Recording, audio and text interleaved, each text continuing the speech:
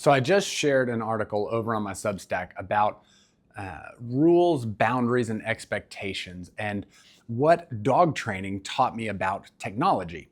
And so rules being tell us like what we can and what we cannot do, right?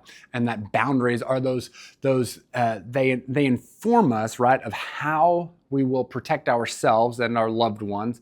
And expectations are the belief of what should be achieved whenever we interact with technology. And so I wanted to just provide a quick opportunity for you to understand and kind of apply that a little bit of looking at some examples of rules, boundaries, and expectations. And so I just have a quick note here. So rules might be for a family that a family might say, our rule is that you will not have a smartphone until you are 16. A rule might be that you will not have social media until you are 18, right? Or a rule might be that devices charge in a common room in the house, that they charge in the living room at night, and that nobody takes them to their private rooms, right? And so that's a rule, or that rules are set in place to tell us like what we can and what we cannot do with these things, right? A boundary might be something like there's going to be no phones or tablets or computers when we are sitting down to have dinner together. Like whenever you sit down as a family or as a couple, that there's going to be no phones or tablets or technological distractions, right? Because it's protecting ourselves and our relationships together. And so no kids can have no phones, tablets, laptops in isolation. So they can't take their device to an isolated room because it's a boundary to protect them of what happens, what can happen in the privacy of their room, especially at night.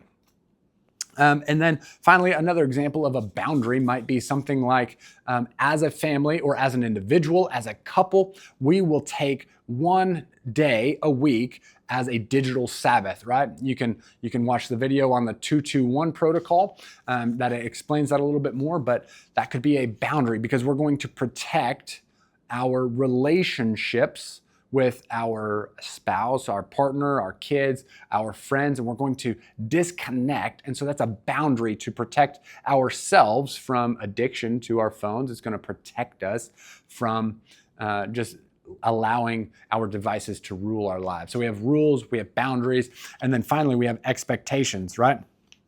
So one expectation is that you might make eye contact with the person in front of you. I can't tell you how many times I go to the store or I'm at a restaurant and I see people on their phone doing stuff instead of paying attention to the person that's in front of them, paying attention to the cashier at the store. They're too busy talking on their phone. You're not important enough for me, so I'm going to keep talking here, or I'm going to keep texting here or scrolling here while I'm in the middle of checking out, right? Or while you're trying to get my order, or while I'm trying to do something. No, the expectation would be to put your phone down and pay attention and make eye contact with the person that's right in front of you, that person in front of you is the most important person. So another expectation might be to respond, like if it's a child with a phone, that it's expected that when mom or dad or a parent messages you, you respond immediately, right?